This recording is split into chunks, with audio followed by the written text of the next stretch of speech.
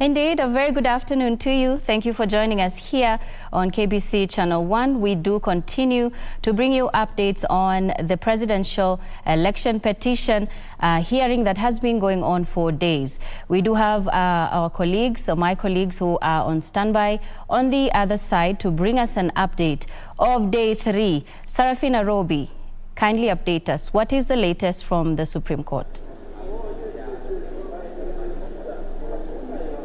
Indeed, very good afternoon, Nisi. As you've mentioned, the latest update from the Supreme Court, which is sitting here at the Milimani Law Courts, is that so far we've been able to see a rejoinder from all the petitioners who were submitting in regards to the responses that had been issued by the respondents.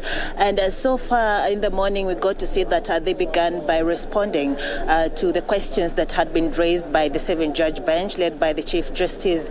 And some of the key issues that arose from some of those questions included questions in regards to the commission, as well as questions in regards to the chair Wafula Chebukati, whether he had the powers to make a decision to declare the results without the involvement of the other commissioners, where we've been able to see the Independent Electoral and Boundaries Commission, as well as members from the Independent Electoral and Boundaries Commission coming out to say that this is protected in the regulations, the elections regulations, and therefore he had the powers to declare the results after getting tallying and verification of all the votes from the polling stations. Well, this was highly disputed by members or the petitioners in this petition, the presidential election petition, whereby they dispute saying that according to Article 138(3)(c) of the Constitution does not mandate the chair to make a decision or to just tally and verify results,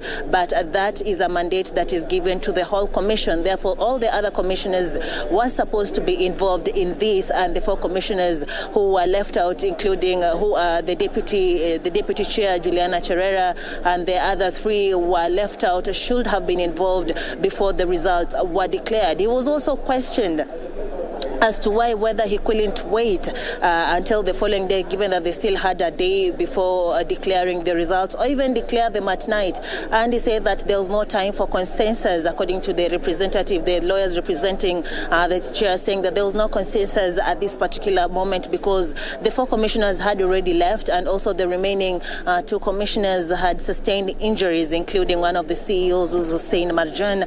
Therefore, the chair just had to declare the results that he had gotten after the tallying and verification. Well, the other question that had been raised was in regards to the 27 polling stations, as to why they were not declared before the presidential election results were declared, saying that apart from the chaos that had been caused at the National Tallying Center, that precipitated then to the chair not being able to declare the results. There was no time for that. That's why then the 27 polling stations, the results from the 27 polling stations were not declared. The other issue that arose was a question that was asked to one of the lawyers of the IEBC, who is Mahat Somani. He was asked about the discrepancy noted about 33,000 votes between the governor and the presidential results, saying that that's not far from the truth, because what is right is about 24,000 votes. And also he got to explain about the stray ballots, say that what was accounted for from the audit trail done by the IEBC was about 92,000 votes. They were also able to mention a couple of things that from this in regards to the photos were transmitted from the polling stations, the polling centers to the National Tallying Center through the Kimskit, but they had been questioned as to why these were transmitted in a format that is not in the regulations as to how the results were supposed to be transmitted. The other side, the petitioners arguing that what is required is that a photo is supposed to be taken still in colored form and transmitted in JPEG, but what is being noted from what was transmitted is that the photos are actually in PDF format instead of the JPEG. And this also we're able to see one of the lawyers one of the lawyers from the petitioner's side representing Raila Odinga and Martha Karua, Julie Soweto, getting to even make a live demonstration of how these discrepancies have alleged discrepancies were attained, just showing the court how one of the forms 34A was varied or had a name of one of the Venezuelans. Just taking note that these Venezuelans have been mentioned a couple of times in this petition, whereby they allege the IEBC says that the Venezuelans were only involved in the procurement of the machines and maintenance, and once the elections began, they were then logged out and did not participate in either way or form during the elections. But according to the demonstration that were able to be shown in court, is that one of the names of the Venezuelans, who is Jose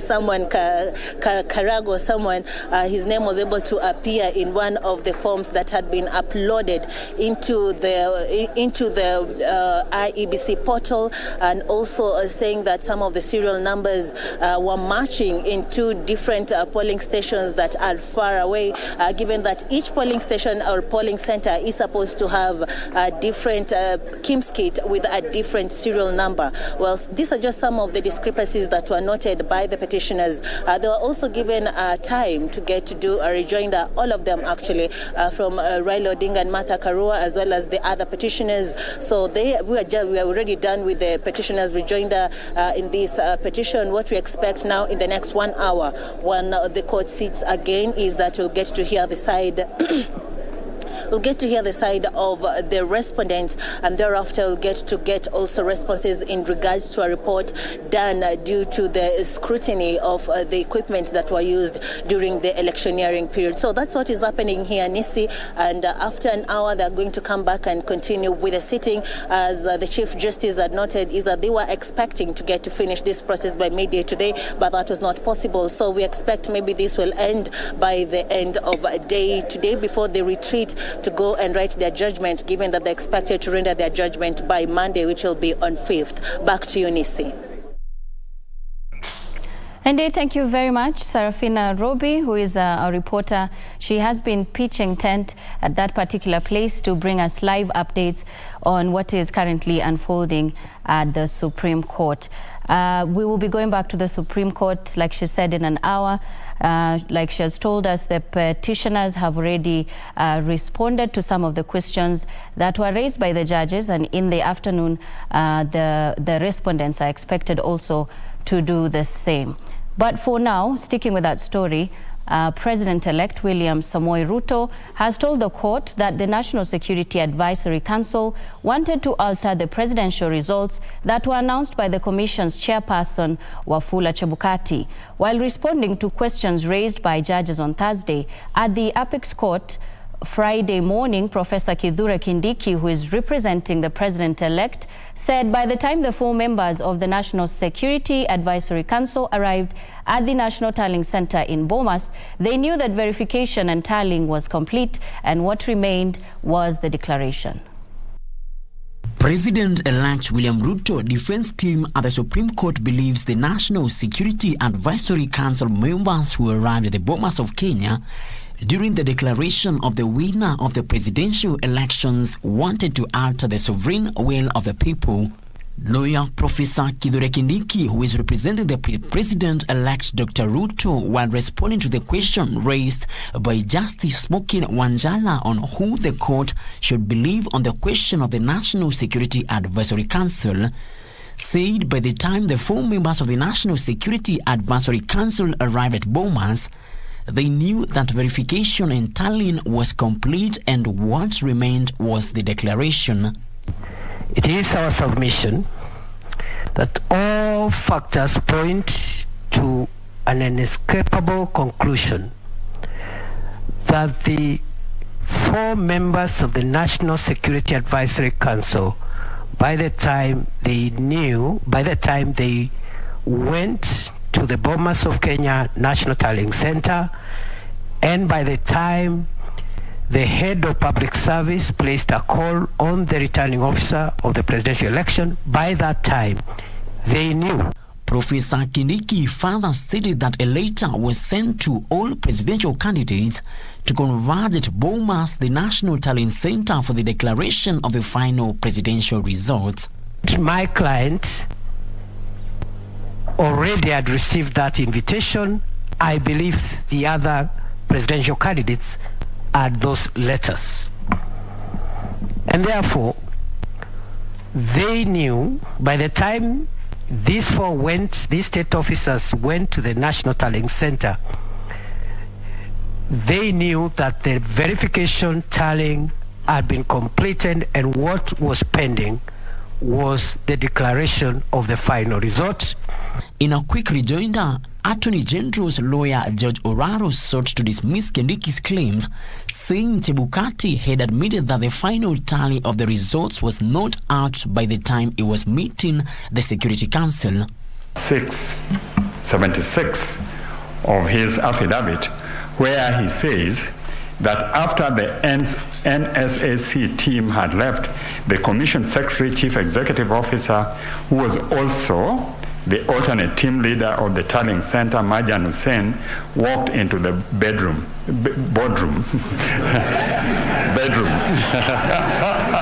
Yeah. The purpose of the meeting was to receive the final tally. He further argued that Ruto's lawyers do not have adequate proof to the allegations. IEBC lawyer George Murugu, while responding to the question by Justice Isaac Lenaola on why Chebukati did not wait until the next day to declare the winner before violence erupted, this was his response. He made considerations concerning security of his staff, who at that particular point in time were suffering arrests, abductions, and injuries to officials, including commissioners. In his mind,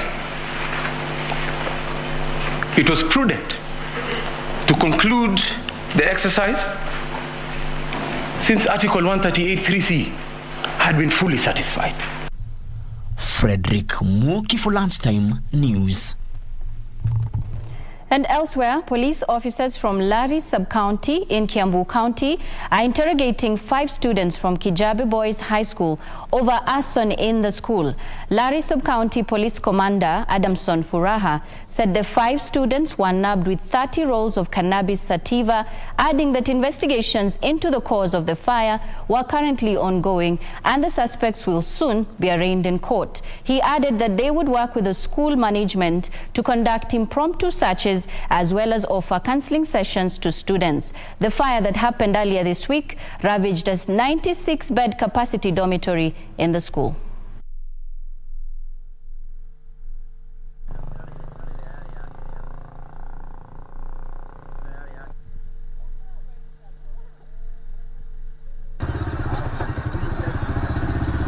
Shule ya Kijabe Boys watoto walichoma shule na tukafanya bidii tukazima hiyo moto. Baadaye after uchunguzi tukaweza kupata watoto watatu ambao ndio washukiwa wa kuchoma hiyo shule. So kufikia saa hii hao watoto watapelekwa mahakamani, na kabla tumalize after kuzima hiyo moto, hii shule kulingana na Board of Governors ya shule waliamua hii shule ifungwe. So shule ikafungwa, na wakati ya hao watoto kutoka tulifanya search na tukaweza kupata watoto wawili wakiwa na mihadarati aina ya banki roli 30. So hao pia tuko nao kwa. In other news, police in Ruai Kamulu area are looking for a driver of Renka's Education Center school bus who is alleged to have been driving while drunk when he was involved in a road accident at the notorious Reflector Hotspot stretch. The driver, who escaped unhurt, however, ran away from the scene of the accident before police arrived. According to eyewitnesses, the driver of KCL 090P is said to have been inebriated when the accident occurred. As per the account of his rescuers, the driver fled from the scene before the police arrived. Ndani ya gari niliona watu wawili, nafikiri ni makanga na dereva. So dakika moja imeshakuwa imenipita. Nikipindua shingo langu nyuma niangalie inaenda aje. Niliona ikiwa inapinduka inaanguka. So tumekimbia pale kusaidia angalau isiwe pengine inaumiza. Ila tukufika tunapata sijika dereva ni mshtuko amekuwa naye ama inakuwa namna gani, nisikia kama anastama. So siwezi ni clarify kwa ni mlevi ama kulikuwa namna gani, lakini vile tumeona pengine naweza sema ni mlevi ama pengine ni mshtuko pengine. Eyewitnesses say the school bus had 2 occupants when the accident took place. Luckily, no student was on board the bus when the accident occurred. The head teacher, who also was at the scene of the accident, denied to comment on the matter. Residents cautioned drivers who drive under the influence of drugs to stop risking lives of Kenyans. Mwenye anaendesha gari ya public hapa ikunywa pombe anapaa kuendesha hiyo gari akiwa soba. Sababu akiendesha akiwa mlevi lazima ataleta hatari maishani mwa raia. Achukuliwe watu wakali na afungwe. Watoto wetu wangekuwa hapa saa hii tungekuwa tunahesabu wale wameumia na wengine hata labda wangekufa. Edwin Austin for Lunchtime News. Moving on, Kisii Governor Simba Arati has raised concerns over the current state of workers whose remuneration he said was questionable. Conducting a head count on drivers at Gusii Stadium, the governor expressed concern over some drivers who claimed had never performed duties that were employed for. He vowed to streamline the department even if it will take 2 months for quality service delivery to resume. Drivers of heavy commercial vehicles and machines who are not productively engaged faced replacement owing to lack of machines and vehicles. We will use every means to bring order. For those countries ambazo zimekuwa ni kwa sababu there has been discipline, imposed discipline, we must do it. We will fix our county and the country as well. And West Pokot County Governor Simon Kachapin has initiated an audit to the county's human resource over claims of a high number of ghost workers. Kachapin, who resumed office recently, said preliminary results have revealed the county has over 1,000 ghost workers who are earning without working. Yes, the whole world. So, some mother nurseries, because they have... Speaking after visiting the Kapenguria County Referral Hospital, Governor Simon Kapachin said he was shocked to discover the number of casual workers had more than tripled to close than 2,300 since he left the office as the first governor. Kwamba yule afanye kazi, basi ataikani kuwa kwa serikali. Sababu hatuwezi kutolerate. Kila mtu achangie. Kwa nini mwingine ako theater na mwingine anatakana kuwa pale kwa usafi, mwingine anatakana kuwa kwa jikoni, mwingine anatakana kuwa kwa madawa. Kila mmoja anachangia. Kapachin claiming the preliminary results had revealed over 1,000 ghost workers so far. Wachukua pesa ya serikali na wakini wafanye kazi, ilhali dawa hospitali hakuna. Na kuna watu pale wanakaa nyumbani kwa sababu walikuwa wanaunga mtu mkono au kisiasa. Wanashika mshahara, wafanye kazi.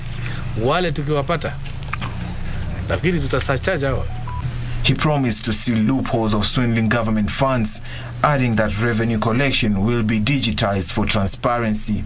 Nataka kuhakikisha watu wetu kwamba tutafanya yale tunaweza kutumia rasilimali ile ambayo tuko naye, kuona kwamba dawa imekuwa katika hospitali ya referral na dawa na hospitali zingine zote mpaka zile za chini masahanati. The governor reminded the county workers to adhere to code of conduct. Lazima kama umekuwa mfanyikazi wa serikali, civil servant, lazima ufanye kazi kuhudumia wote bila ubaguzi. Kwa sababu kuna ile code of conduct ya civil service ambaye kila mmoja lazima afuate. For Lunchtime News, I'm Alvin Kaunda. Moving on, Education CS George Magoha has called on private schools admitting junior secondary school students to ensure that they have a science laboratory approved by the Ministry of Education. Speaking in Kericho after holding consultative meetings with the county officials at the county commissioner's offices, Magoha confirmed that the percentage of completion of CBC classrooms stands at 75% in the county. He further revealed that the December national examinations will proceed as per the schedule, adding the candidates are well prepared. Ours now should be to encourage our children. Let us be positive to our children as they move towards exams. They are extremely well prepared. I have engaged so many of them, the last one being yesterday, and in my considered opinion, even for the majority of them, even if the exam was to be taken today, they would still pass it. So let us. And the Ministry of Health has upscaled its fight against mental health illness after signing a collaborative pact with one of the innovative healthcare companies, Johnson & Johnson. Speaking at the signing ceremony, the Ministry of Health Principal Secretary Susan Mochache said that mental health has become a public health threat, with the latest move being among many others being adopted to help patients suffering mental health illness.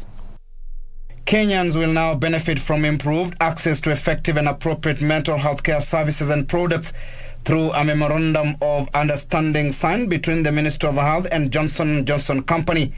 Health Principal Secretary Susan Mochache welcomed the support from Johnson & Johnson, which she said will also support the development of psychiatric telemedicine solution in Kenya. Yes, in these 5 years that we are going to be partnering together, we will say that surely, much has been gained for the people of this country. And Johnson & Johnson will also have achieved its objectives in undertaking this cause. Johnson & Johnson Country Manager Quinta Ounda said the company will continue to support the mental health agenda in the country, including training psychiatric nurses, with an initial cohort already trained.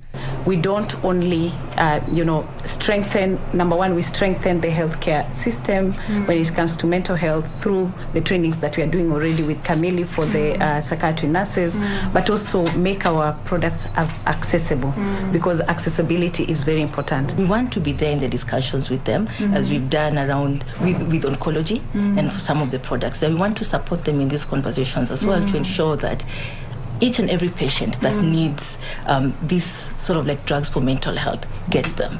Ounda further said Johnson & Johnson will also develop an approach for sustainable access to essential and innovative medicines to treat severe mental illness. Environmental degradation is aggravating the incidence of emerging diseases across the globe. Africa Center for Disease Control Acting Director Dr. Ahmed Ogwell has warned that continued opening up of forested areas is releasing dangerous pathogens currently afflicting the human population. Scientists now say there is a distinct relationship between emerging diseases and environmental degradation. The acting director of Africa CDC, Dr. Ahmed Ogwell, is warning that opening up of dense forest is releasing dangerous pathogens into the human population. We as human beings are going into caves, we are going into forests, we are going under the waters and destabilizing ecosystems that we were not supposed to destabilize. And in this way, we generate new pathogens to enter the human population. He's urging the global community to develop new policies that address the emerging challenges arising from the entry of new disease pathogens into the population. We need policies that are going to encourage preservation of ecosystems and the environment, whether it is in the forest, whether it is in the mountains, whether it is underwater. We need policies that are going to protect those environments from being interfered with. The acting director of Africa CDC is calling on countries to put in place strategies that improve the speed at which countries respond to disease outbreaks. We need to improve the speed at which we respond to each and every outbreak so that it does not become a crisis. Moving on, the government has announced a 24-hour police operation at Gatundu, South Kiambu County to weed out goons terrorizing residents. This comes in the wake of high insecurity cases being witnessed in the area that has so far claimed 3 people in a span of 1 month. In a heated public baraza that saw political, religious and security leaders engage with the locals, Gatundu South Sub-County Deputy County Commissioner Stanley Kamande stated that the 24-hour police operation will ensure security is restored. Kile ambacho nitaweka is a very serious operation against idlers. Wale wanaregarega kwa maduka bila kitu ya kufanya. Asubuhi ameamuka hata hanawi uso. Anakuja tu kungedia kwa shopping center. Mutarokotwa. Mutafagiriwa. Kusema kweli naridhika kwa sababu lile jambo ambalo linasumbua ni lile jambo ambalo halijaanza. Na kwa sababu hii mkutano wa kwanza, mimi najua tutaweza kuwa na suluhu. Na zile suluhu zote ambazo tumetoa hapa na wenyeji wametuambia, zote mingi ni zile ambazo tumefanya mali pengine na tukaona suluhu. His sentiments were echoed by Gatundu South Sub-County Police Commander Wilmot Mwakio, who expressed the need for reorganization of the community policing and Nyumba Kumi programs in curbing rising insecurity in the area. Vile mumesema, askari wao wakitumwa, askari watakuwa wakikuja hapa kila siku. Si ndio tumeamua namna hiyo? Watakuwa wakitembea hapa kila siku mchana na usiku. According to the locals, the criminals attack at night and are targeting homes, especially where elderly people live, getting away with home appliances, farm harvest, among others. The new security measure was announced weeks after an uproar from locals who have decried high insecurity in the area. Opicho Chemtai, Lunchtime News.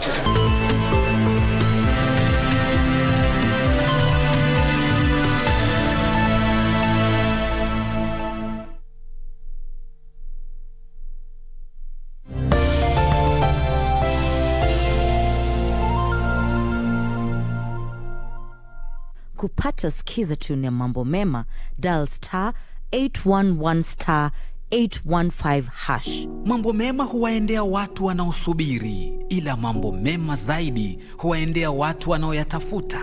Kupata mambo mema ni kufanikiwa, na kufanikiwa ni kutabasamu, kutafakari na kuhesabu mema na baraka ulizozichukulia hatua, ukazitafuta na kuzipata. Amka, tafuta ufanisi wako. Kupata skiza tune ya mambo mema, dial star 811 star 815 hash. Star 811 star 815 hash. Hello there. Good boys gone bad. Eric Omondi has evolved from being a comedian to now being the king of clout chasing. How does a gospel artist make money? Jaguar wept again. Anaweza kuwa celeb, anaweza kuwa na followers, but it's a time for artists to make bank. Yes. How is your relationship with Zari, considering that she dates young? These are accessories. They get out, slap the guy. Yo, what's up? My name is Ted Josiah. Mashallah. You sing about serious issues, it will not trend. If you sing about Abiambosi. No. Bahati hata kuwa na machozi. Willy Paul ndio alikuwa anatoa machozi. For your beat these boys with stones. That's all be logic. Yesu washukangi chini analeta pesa. Musicians are missing the point. Do we sip water? You are watching Pop Culture with Adhiambo with a Y.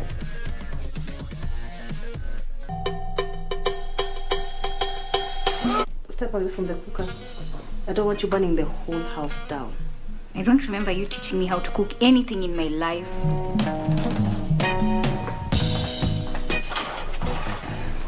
Brother! Nick is more trustworthy than Kathy. I would even put Kathy and trustworthy in the same sentence. Kathy seems to have some kind of sentimental attachment to J&J. I come here often with a new do. Kufanya nini? I work closely with Glenn. Oh, okay. Glenn, yeah. Glenn. Ulikuwa unafikiria ni Kathy? Nani anifanyia interview? Na majaibe na mashoka ziko wapi? Leo hakuna kazi yako, utakuja next week. Come on,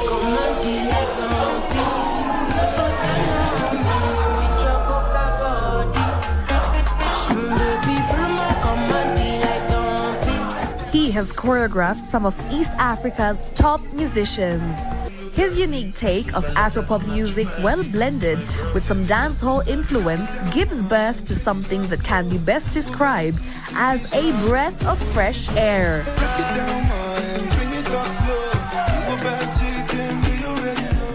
5 and 6 and 7 and 8. Kat Chiluba, the dancer, choreographer, and creative director this Friday with Shiksha Aurora on Easy Friday at 10 p.m. only on KBC Channel 1.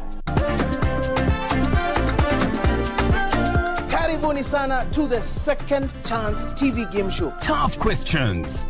Virunga National Park is located within which mountain ranges? Aberdare. Aberdare? Is that your final answer? Tough challenges. No, na teammate yako kweli. 3, 2, 1. It's a survival for the smartest. 10 seconds to go. Who is the current president of Malawi? Jakaya Kikwete.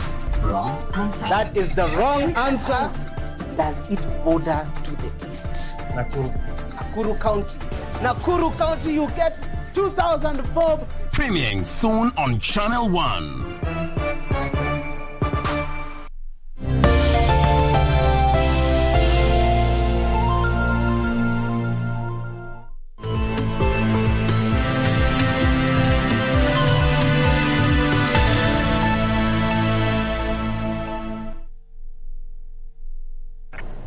Welcome back. Thank you for staying with Lunchtime News.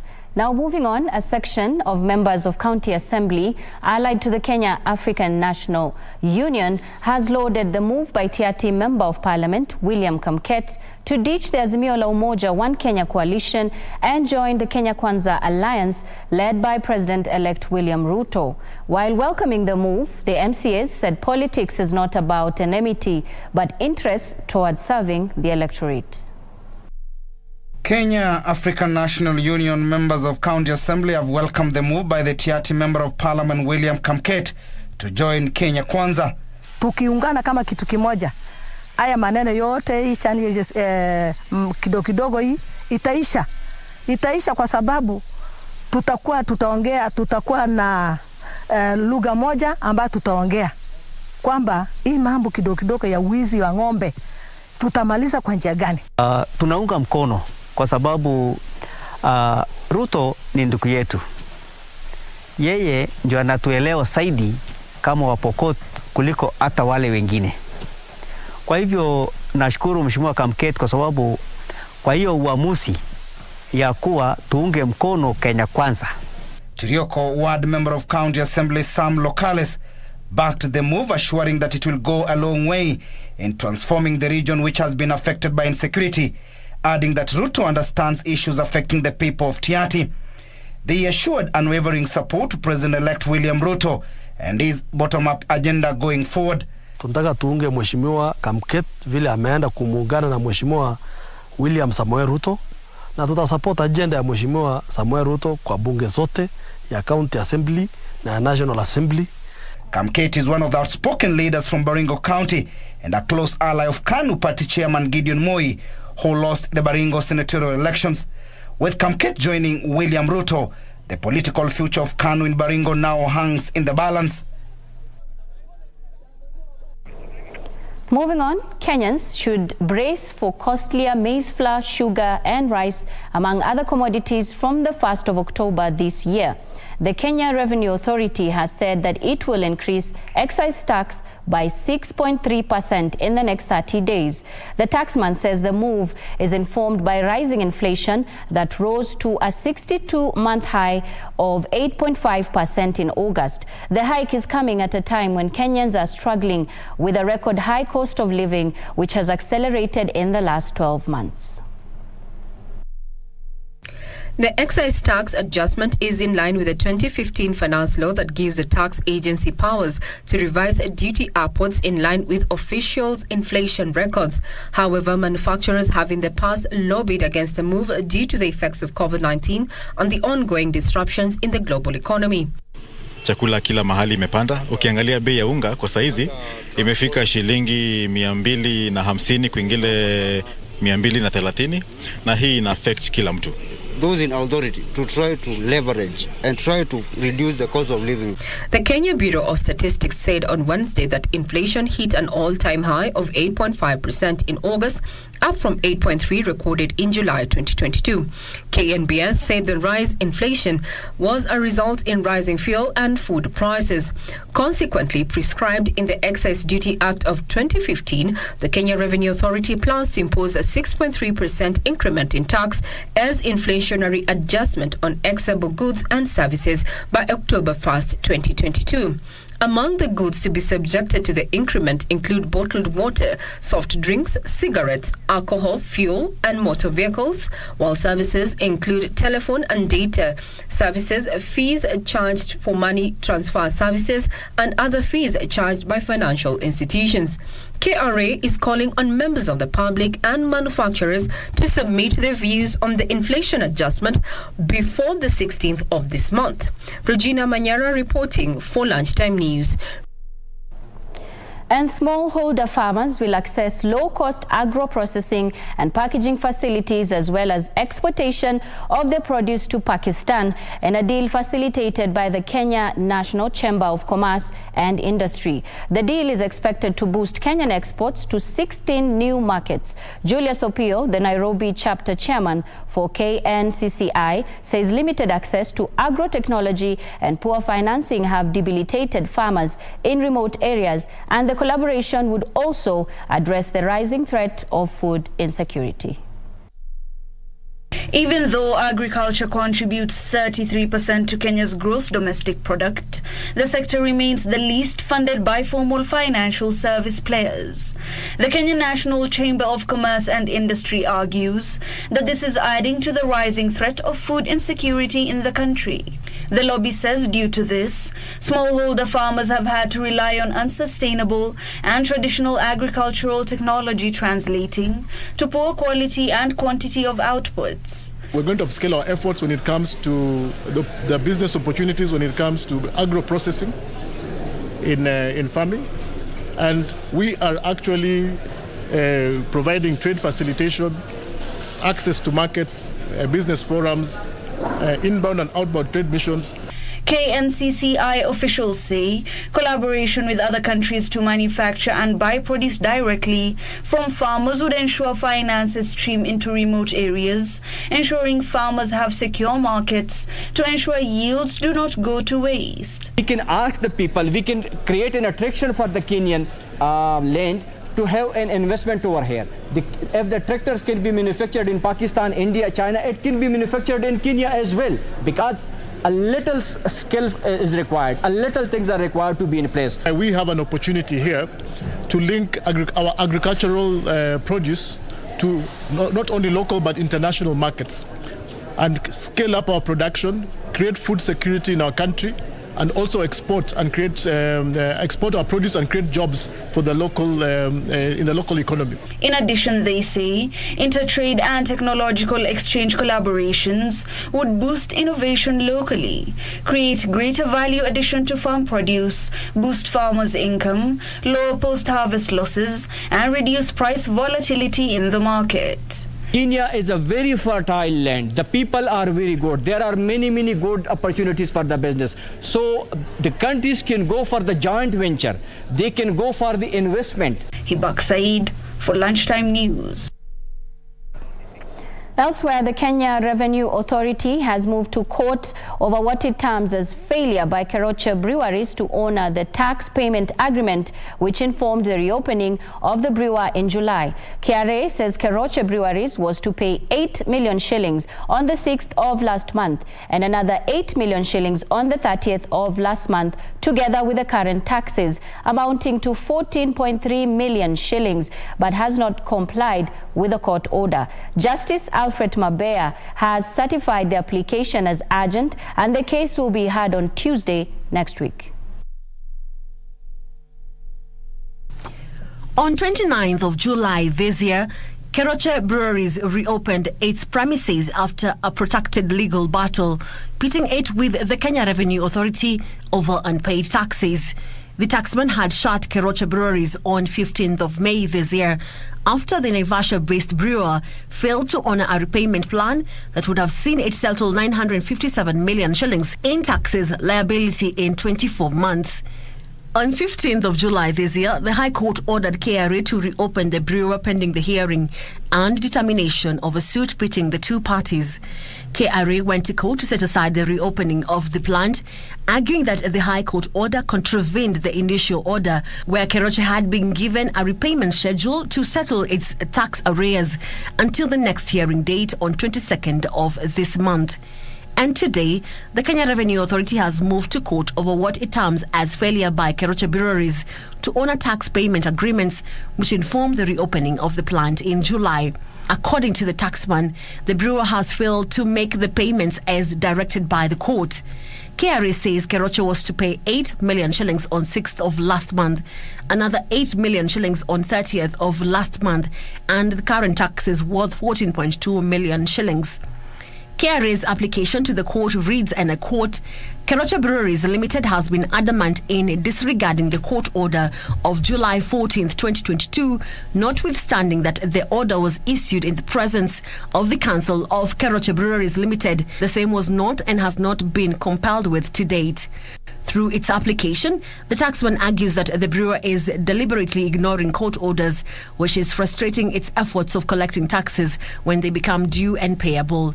Justice Alfred Mabea, in a statement dated 1st of September, said the application is certified as urgent and has earmarked its hearing on 6th of this month. Caroline Jenga for Lunchtime News. And elsewhere, Masai Mara University is set to establish a herbal medicine manufacturing plant.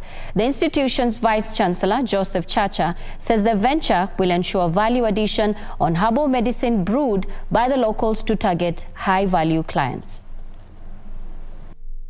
According to data from the Horticulture Directorate, Kenya sold herbs worth 800 million shillings in the last half of last year as demand for the herbs increased. The University of Masai Mara is seeking to tap into the lucrative market by venturing into herbal medicine value addition and production of new brands of herbal medicines. Masai Mara ecosystem is actually, I describe it as God's hospital. It is God's hospital because there are so many medicinal plants inside Masai Mara. The institution is seeking to tap into the indigenous community knowledge on herbal medicine to enhance the quality of the medicine in a bid to attract high-end clientele. Almost all over Kenya, you'll find Masais from Kenya and Tanzania selling those medicines in small quantities. They sell well and they're effective. The facility seeks to attract patients with lifestyle diseases. It's also an opportunity to create some income or to income generate for the university. The botanical gardens where the herbal plants will be grown will also act as a recreation facility for the varsity guests. Receiving guests who come around to be able to understand conservation in such a model where you have a botanical garden that has medicinal plants and also another area of plants. To ensure they gain a foothold in the herbal market sector, the institution will also establish a research facility that will be tasked with production of new herbal medicine brands. Benson Rioba reporting for Lunchtime News.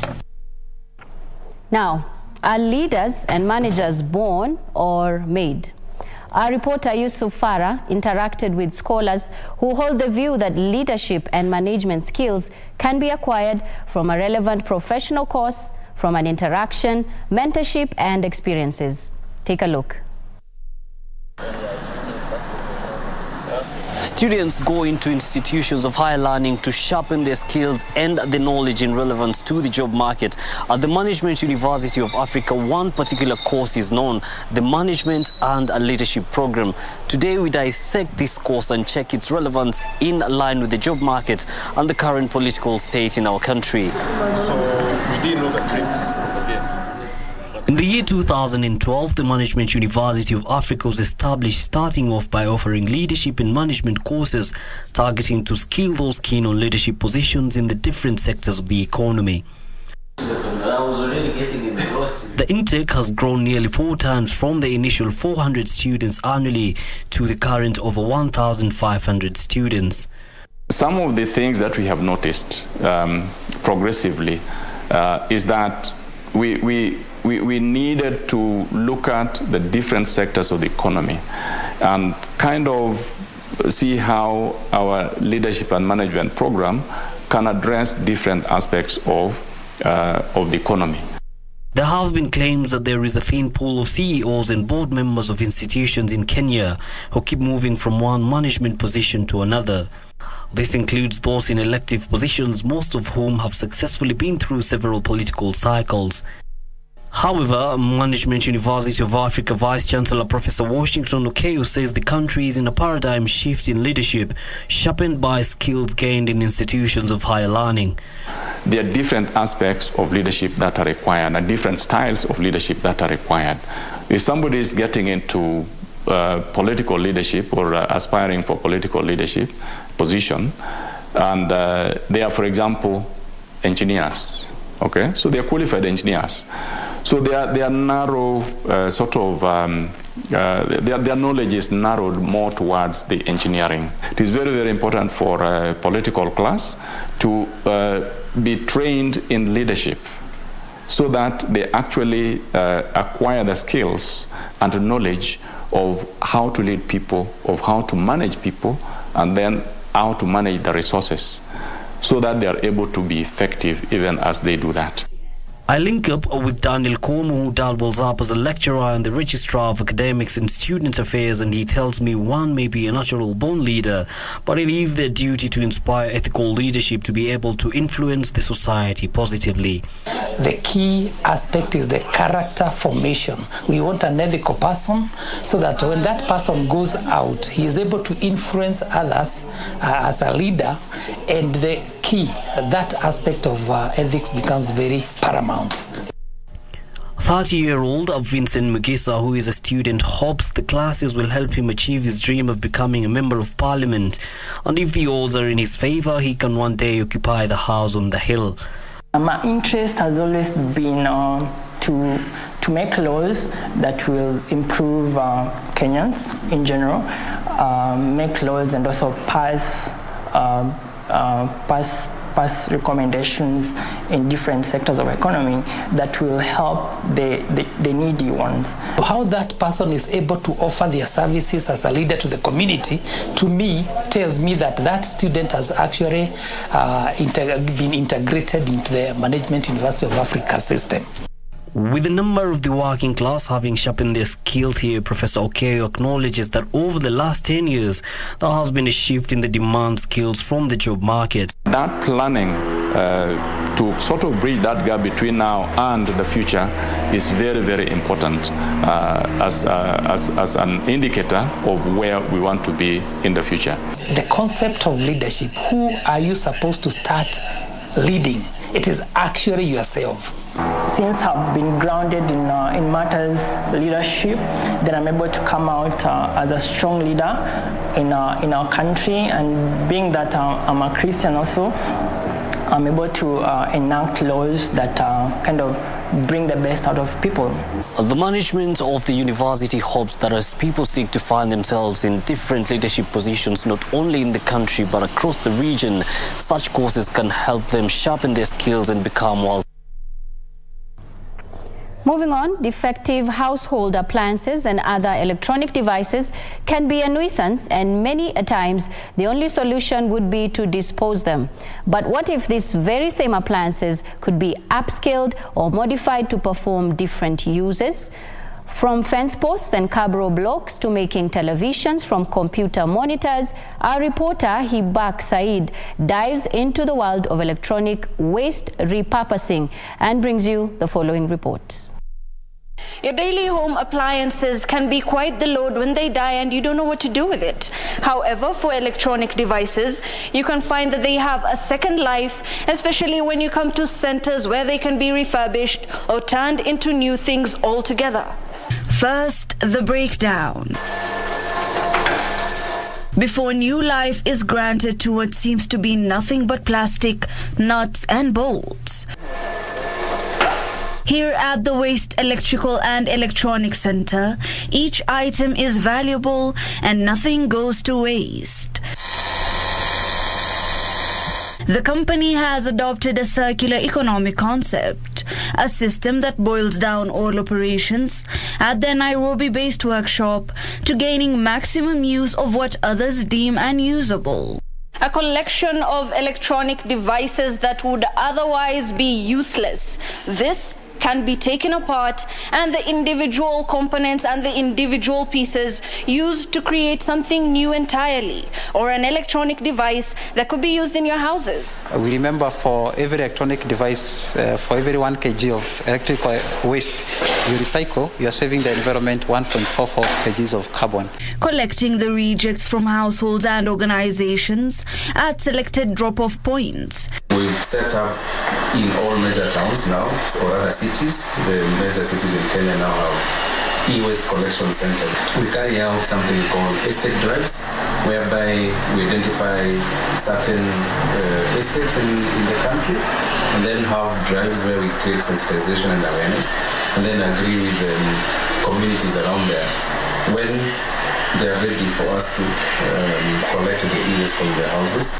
Each new item is first tested for upscaling, a process where a non-functional electronic device is upgraded to perform new tasks in its previous structure. Ports, we have a display port, we have a VGA port, we have a DVI port. So we have also have a VGA port, and in a VGA port we have a decoder converter, a VGA to decoder converter, whereby you can use the Zuku. It can be converted so that it can be input or inserted in a decoder and perform the normal way as a television can perform. If this is not possible, it is then dismantled, and the team is then tasked with finding the most value for it. And what will happen here is that each of these items will be dismantled to their constituency fractions. Whatever you get after dismantling is called a fraction. So there'll be fractions in plastics, there'll be fractions in metals, there'll be fractions in batteries, there'll be fractions in metal rods. The individual pieces are then processed into new items, where the workshop uses reduced versions of what seems to be completely unusable, such as plastic particles to fencing posts. Glass pieces from television sets and other appliances are ground then used to fortify Cabro blocks, giving it a distinct aesthetic shine. And then we build another remanufacturing industry, whereby we also creating jobs and opportunities for young people as we build the economy. The firm believes that Kenya could use the circular economic model to reduce appliance importation costs. They say repurposing could be the metaphorical stone killing two birds, both reducing the volume of electronic waste while ensuring cheaper prices for consumers. We embrace refurbishment and reuse, because also that reduces the amount of e-waste that will end up in the environment, And recycling is also a very expensive exercise. So before you go to recycling, you want to apply refurbishment, you want to reuse. Waste Electrical and Electronic Center CEO Boniface Mbidi says they are now looking into repurposing batteries for electric vehicles. Because as we go on with the kind of work that we're doing, we discover new things every day. So we've discovered these are things that are happening in other markets, refurbishment, and you cannot have a circular economy when you're just using and throwing away. In addition, the center has devised a way of harnessing the gas chamber components in refrigerators and air conditioners. The concept of a circular economy, giving new life to old life, and maybe in a few months you could be one of the people who could be owning a refurbished electronic device. Hibak Saeed for KBC Channel 1. And in sports, Manchester United reeled off their third successive Premier League win under new manager Erik ten Hag to ensure Leicester City's troubled start to the season continued at the King Power Stadium. United won 1-0. In control against an out-of-sort Leicester, who remained bottom as they search for their first league win of the season. Manchester United are now 5th with 9 points and 6 points behind league leaders Arsenal. Frederick Olwete for Channel 1 Sports. Carries it forward. Can he pick out the right pass? Where's that going? In tennis, Serena and Venus Williams' doubles return proved short-lived as they fell to a first-round defeat at the US Open. Meanwhile, world number 1 Iga Swiatek came out on top in a meeting of Grand Slam champions as she beat Sloane Stevens to reach the US Open third round. At 5-4.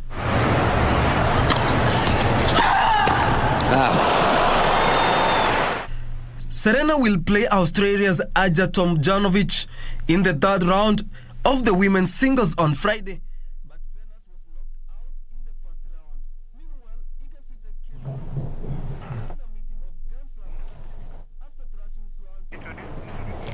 All right, that's all the time we had for lunchtime news, but we do take you back to the Supreme Court as the session has just now begun. President of the Supreme Court continues to preside. Thank you very much, and a very good afternoon, everybody. Yes, I think we agreed that we start with the Senior Counsel, Mr. Mwite, and then we will have Senior Counsel, Mr. Ngatia, and Professor in that order.